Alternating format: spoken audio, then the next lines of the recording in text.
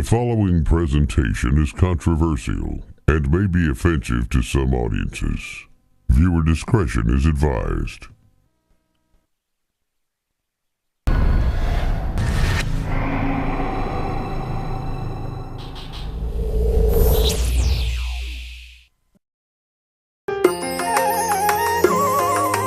Well, hello Forum. Great to have you company again. A lot of things are happening in the world today.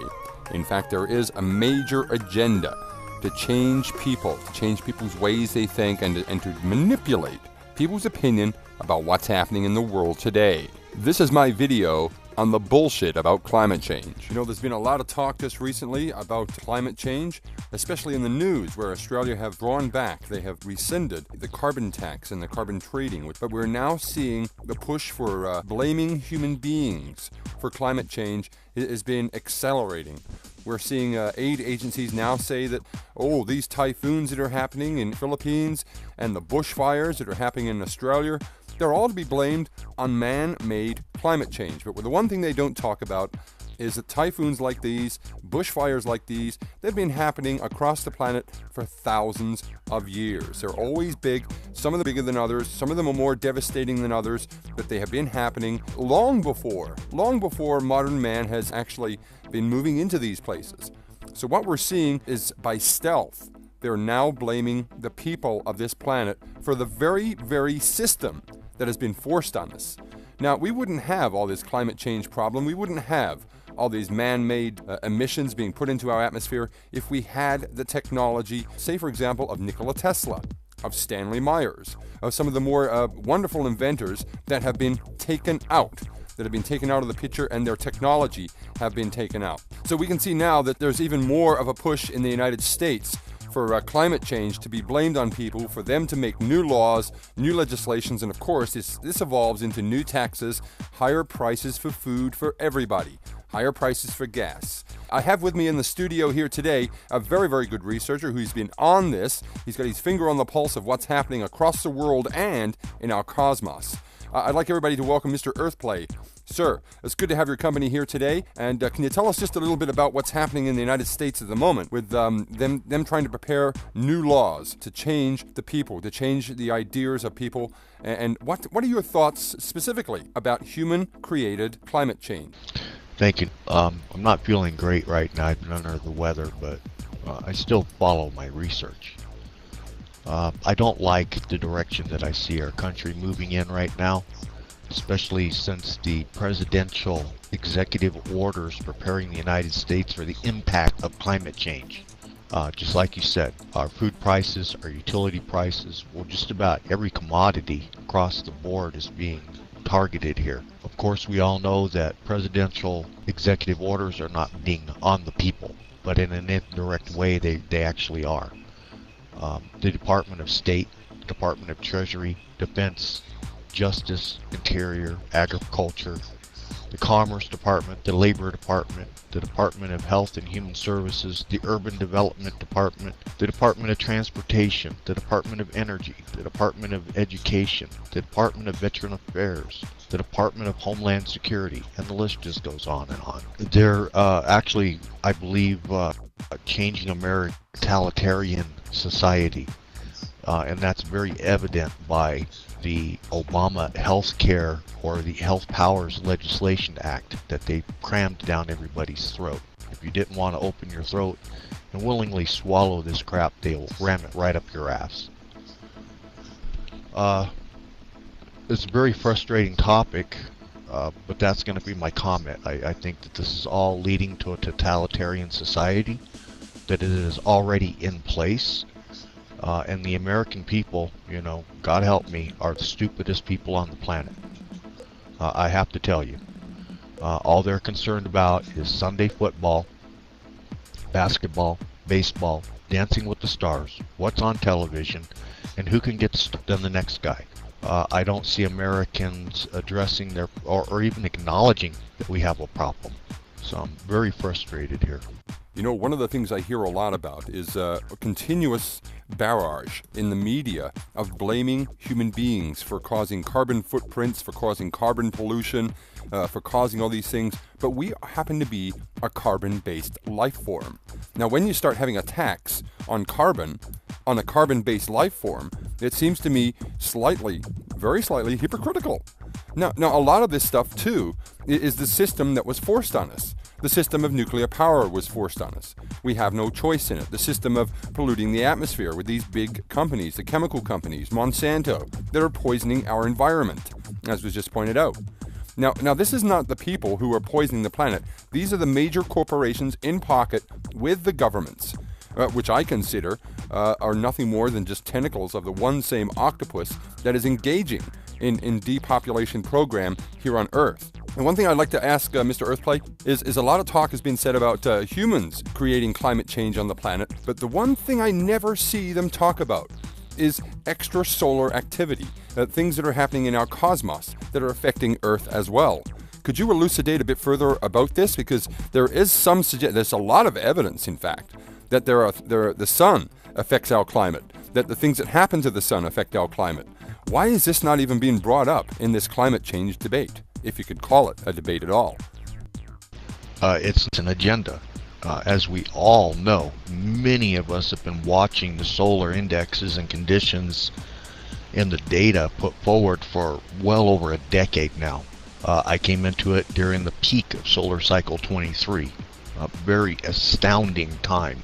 But I see that we're now in a solar minimum, and we're dealing with the same phenomena that were occurring during solar maximums. This is because there are other energies from, I believe, from deep background radiation and deep space that are charging up our magnetic field. And it's not a dark star, it's not a dwarf, it's not a rogue body. These things have been happening to the Earth for billions of years. Climatic change. Years ago, if you had asked me this, exclusively blaming the damage done to the planet Earth on man, I would have stood up and faced you down. How dare you? You really need to do some more research. But over the last decade, I think that statement is more true than ever. Not as individual people or citizens driving our cars, living our daily life, but the destructive force of man on our planet, popping methane caverns, oil reserves in the middle of the Gulf of Mexico, volcanic, asphaltic volcanic material as well has been compromised, Fukushima, just to name a few, accidental releases of chemicals in India, massive loss of life in the millions every single year due to either man-made or natural events. But I think that the hand of man is starting to be just a little bit more dangerous than the hand of nature. Nature has never struck out and killed an entire ocean. It very possibly could, but man did that. The diseases, the plagues, as you said, the poisoning of our food supply by our very own government and people. That shows you that they are not our people. The pollution of every water source on the planet with iridium-243, I believe, uranium-243, 1,800, maybe up to 1,000 above ground, well, including above ground 1,800 and another 200 underground nuclear detonations. The development of super weapons that will kill every whale, dolphin, mammal, or intelligent mammal in the ocean for a range of 200 miles and cripple them up to 500 miles. Satellite use. I was starting to talk about our water supply, our food supply, our air supply, our soil erosion and chemical content. These are all man-made.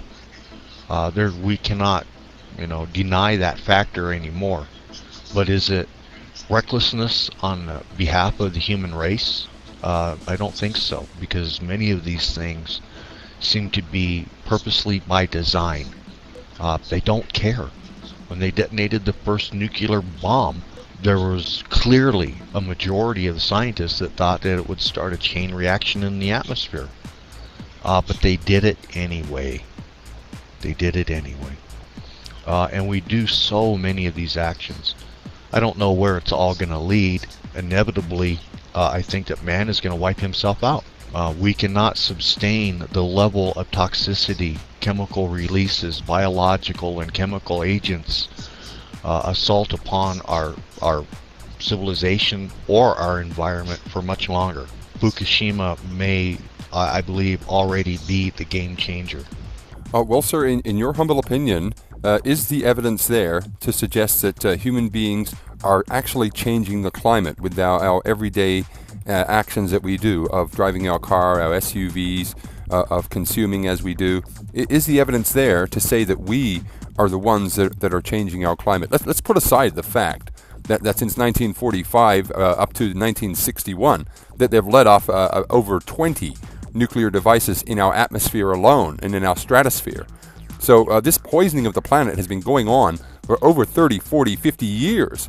And yet suddenly they want to blame all human beings. Is the evidence there to suggest that human beings are alone contributing to this change in climate that we're seeing? What's your thoughts on that, sir? Well, I wouldn't lay this at the feet of the citizen or the individual. Like I said, driving back and forth to work, maintaining a household, and even building a society. I think that you nailed it right on the head when you said that this was corporate governmental intrusions into our environment and into our lives. They don't care. They simply don't care. But the simple answer is yes, man is responsible because we know the names of the corporations, the entities, the governments that are involved in these massive worldwide disasters. From that perspective, yes, you can lay it squarely on the shoulders of men and women. And I know that you say that it's not you, it's not me, it's not our neighbor that do these things or condone them. These things are done in our name and not necessarily with our consent, but we are aware of them now. We are aware, all of us are aware, and we have been aware for some time. And yet we have still failed to act in any way. Yes, every one of us is a contributing factor, but not to the detriment and the destruction of our planet at that level. When you get into corporate, government, and military applications, people, human beings, are solely responsible for what we find ourselves in this position now. One of the biggest nails in the coffin of the global warming climate change proponents, one of the biggest nails in their coffin was, of course, the ClimateGate expose that exposed all the inside emails about changing the data, about creating this hockey stick of the Earth's temperatures rising up through the roof. However, there's been more nails in their coffin, considering that half the planet is freezing, considering that most of the time when they talk about the Arctic ice increasing, it actually is increasing. So where is the global warming if the Arctic ice is increasing and getting thicker? What they do not subscribe to is the fact that the planet itself does have its own natural cycles, that the solar system does have its own natural cycles that are interplayed with everything else, and we are also seeing all the planets of our solar system changing and being affected. There's a new red spot on Jupiter. There are massive storms on Saturn. There are things happening all over every single one of the planets. I even read that Venus itself is slowing down. So there's changes to these planets that we've never seen before. And of course, we are at the very start of science opening up these things by observing a lot more that happens to our world. But what can you tell me about these changes that are happening? Surely, driving your SUV in downtown Montana cannot have an effect on the storms that we're seeing on Jupiter. Surely. Well, I started to briefly touch on some of the conditions in space and the solar activity, but I wanted to address the climate issue first. So I kind of breezed past all that. In our deep solar minimum, I'm not an expert and authority, and I struggle to find information just like most people do. I may have better sources than some people do, but apparently our sun has gone into what physicists are calling a grand solar minimum, while they are expecting a maximum at the same time. It was only 2, 3, 4 weeks ago that NASA predicted that the sun would wildly swing again towards the solar maximum, and activity did pick up somewhat, but I believe that that was due to comet activity. The activity in our solar system in the last decade has just been phenomenal. I was always told that it's a vacuum, it's uneventful, not much happens up there, not happen up there actually because it's non-electrical, so on and so forth. But we have all noticed multiple changes in the last decade, if it be due to better scientific instrumentation, more people watching it, maybe a little bit of both. But we have noticed that Venus has slowed in its orbit and become what they call the Ashton Lights, which just means it's a fancy term for it's dragging a tail behind it, like the Earth. It kind of looks like a comet from a distance. We were told in the last 5 years that the core of Jupiter seems to be descending or falling apart or something along those lines. They don't know how long, but they just discovered that. We knew that there were annual storms around the first week of July every year, and this is believed to be outgoing and returning solar currents from the sun, if you're in the electrical universe theory, which I am, which cause large ammonia storms on the surface of Saturn first week of July. Well, here I think it was 2010. It erupted on July the 4th. It not only erupted on schedule, where and when they thought it would happen, but it enveloped the entire planet, or solar body. It's a minor sun, is what Saturn is. So it turned white because of the ammonia storms and stayed that way for quite some time. Know that I track the Earth, Moon, Sun declinations in Julian time, and I noticed that we were losing time to the Sun due to the large earthquakes that we started having between 2004 and 2010.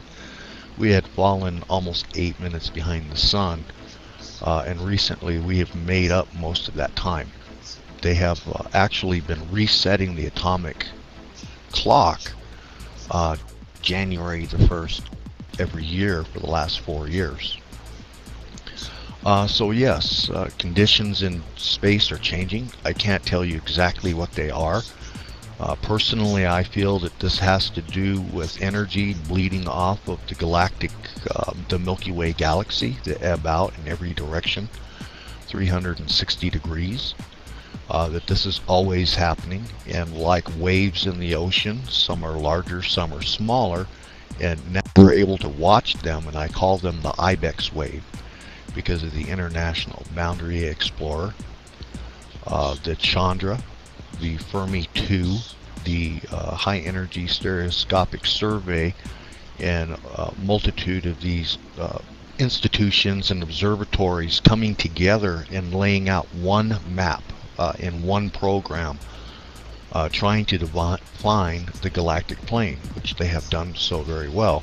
But now they are able to see these waves of energy, and they're in the spectrum of photons, X-rays, microwaves, gammas, radio, the whole spectrum of light. Therefore, you really cannot see them coming in these waves, and some are stronger than others. And I'm under the personal belief, this is not a scientific fact, that our solar system is being affected from outside our solar system by the galactic plane, or the Milky Way galaxy, energies emanating off. There's no real evidence of large objects or heavy mass objects in the vicinity of our solar system. Look at Jupiter and Saturn would be our first indicator. 17 moons of Jupiter, I believe, 23 in Saturn. plus the 60 plus NASA spacecraft we have out there, and none of them are being disturbed, being caught in gravity welds, being blasted out of their trajectories or orbits by the heavy gravities of these, like a dual binary star circling far beyond our Oort cloud. These things are still speculative, and there are no internal things happening in the solar system that will indicate that something's very close to us, coming close to us, or near to us, or on its way. But one thing that we have noticed is a stream of debris coming through our solar system, what they're calling dirty space. Minute gases, dusts, sands, granules of material, some of them the size of your fist, maybe larger. And the overpresence, I believe, I'm going to call it an overpresence of comets in our solar system in the last decade.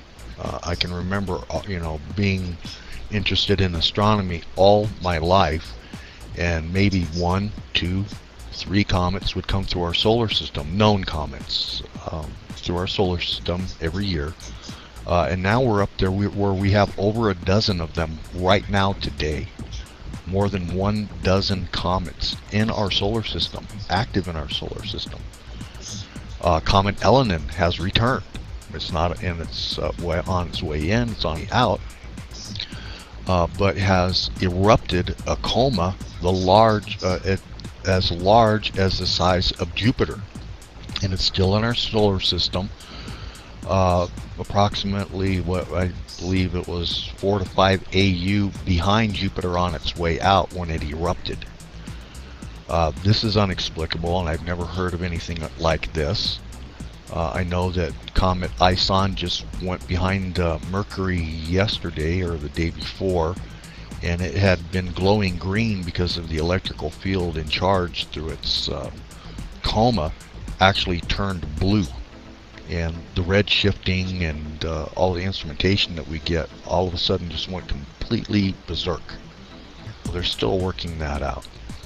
But a lot of changes up there, but there's no one thing that you can point your finger at and say, that's the culprit. Well, so you're very, very correct in saying that there's a lot more things happening these days, and that is also quite very evident in the amount of fireballs that are coming into our atmosphere, that are falling down to Earth, that we're seeing in the skies. We saw the amazing, the massive meteor that exploded over the Russian town of Chelyabinsk. We are seeing these things more and more often just lately. Do you consider that this is actually a part of what they call this dirty space that you contend with? And also, one further question. Is this kind of research being done by anyone else? I know you've had words with both Mark McCandlish and Professor Jim McCanney. Do they subscribe to this particular type of research, that we are, in fact, seeing a lot more extra galactic matter coming into Earth? Very, very interesting question. I can't honestly answer that question. And no, I've never had words with Mark McCandlish or James McCanney. We've had discussions. We've never had anything heated. And I think that both gentlemen are on board with the electrical universe theory and the activity in our solar system, but I've never actually directly asked either one of them that question, so I'm not going to presume to answer for them. Have you yourself ever tracked anything coming into our Earth here, Earthplay? I know a lot of people talk about Elenin and this comet and that comet, the brown dwarf. We were supposed to see Nibiru in 2005. That never was established. Have you ever tracked anything yourself? No, actually, and I'm ashamed to say that I have not ever tracked anything. The best that I can claim is that I've seen the mountain ridges of the moon. I've seen Mars and Saturn and Jupiter. Very spectacular. Very first time that you see Saturn or Jupiter, you're just beside yourself. The first object that I've ever been able to observe is Comet 2012 S1, known as ISON, from the International Space Optical Network here in New Mexico, where some Russians discovered that comet coming in. I actually got to see it on the morning of the 11th, the 12th from here in New Mexico, low on the horizon at about 4:15 a.m. East-northeast was the first time that I've ever physically, myself, with my own telescope, tracked one of these objects or saw one. So I'm pretty excited about that, and I did that with my binoculars. So that's the first object that I've ever watched come in. And right now we can't see it as it goes around the back of the sun. Mr. Earthplay, sir, why do you think it is that there's so much bullshit that is purported by the mainstream media whenever the topic of climate change comes up or the topic of global warming pops up? Why do you think there is so much bullshit that is put out by the mainstream media to try and convince these people? You said earlier that there is an agenda, but why is it mainstream media are playing this agenda? Why are they not being objective as reporters and media are supposed to be? Why do you think that is? Again, I'm going to have to answer this from a personal perspective. The reason that they get away with it is because there's not enough information available to the American people through our own scientific institutions and academia. The kind of news that we get is a blurb in a newspaper or a news broadcast or an internet posting, and you end up having to research dozens and dozens and dozens of unrelated things that you in the search capacity that you're using. Say that you want to find out more about Comet Elenin. Well, you can go to NASA and you can go to JPL and you can get an orbital diagram. But other than that, the information is very shortcoming. They're not going to tell you its electrical values, the composition of its nucleus, or the activity of the electrons and protons streaming in and around comets, which clearly define an electrical field. But they just want to push this agenda that it's a nothing, inert little fuzzy snowball. When we know that we've actually gotten up close to Comet Temple 1, took a picture of it, and it was jet black with hydrocarbons all over it. It was black. There was not any ice, any water, anything flying off of this comet. But yet it had a brilliant coma and tail behind it. So I think that the media can simply get away with it because they have a monopoly on all information, and our own scientific and academia institutes are selling us short and not giving us any information, and a lot of speculation and theories and filling in the gaps is done by the public. I know I'm guilty of it myself. Do you consider this is a broader picture, that there is a global agenda to keep this information from the people and not just in the United States, that in fact the tentacles of this octopus may extend to the Illuminati, controlling the media, controlling our scientific institutions, or whether it be the New World Order, whatever name you want to give them? Do you consider that there's this much influence in our scientific academia today? Yeah, and I really didn't want to turn in this direction, but let's call it for what it is. It's not the Illuminati, it's the World Jewish Congress. Through them and through the Vatican, dictate all educational, scientific, and medical advancements. They dictate all laws. The Vatican is responsible, owns almost all of our academia. If you look at the bottom of any college page, you'll see that it's funded by the Vatican or institutions very close to the Vatican. They own most of the scientific instrumentation, our satellites, our observatories. Well, let me take that back. Maybe not our satellites. Maybe the American people had paid for them, and somehow the Vatican has gained control of them through the observatories and academia that they already have in place. But absolutely, we're being stifled and kept down under a blanket so that we can't see or breathe, believing that we're free and individual people when we know beyond a shadow of a doubt that this is all being orchestrated by the World Jewish Congress. And bastards, these bastards, and I'm just going to say it, listening to these people recently, I was talking to an Israeli and listening to some of his, and he said that the only reason there are walls and fences up around Israel is to give people some kind of a definition of where Israel exists, but that Israel actually exists as far as an M16 bullet will reach from that gate or that fence or wall outwards. That they look forward to World War III. They actually tell you this. Israelis, high Israelis from the seat of power, not at the Vatican, about Mount Zion, Jerusalem, and it's a real place. So let's call these people what they are: the World Jewish Congress bastards who have pretty much stifled humanity.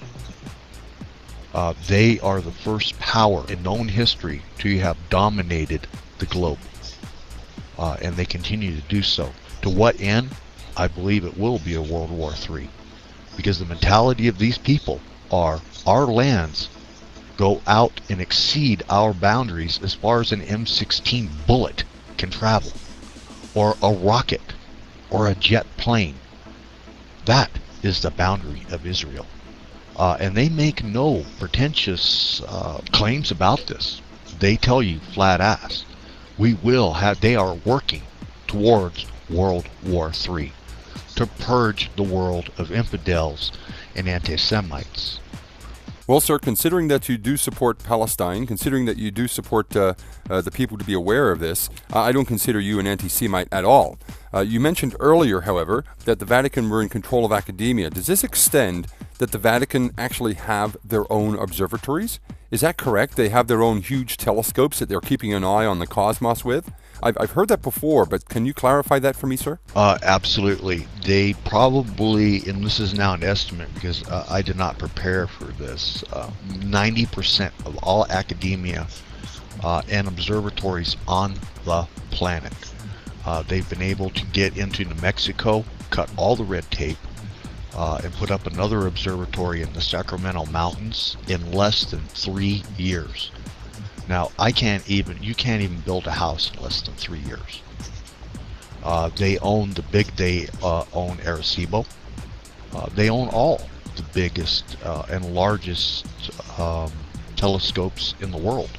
And most of them now are being built or have been built recently in the southern hemisphere at breakneck speeds for whatever reason.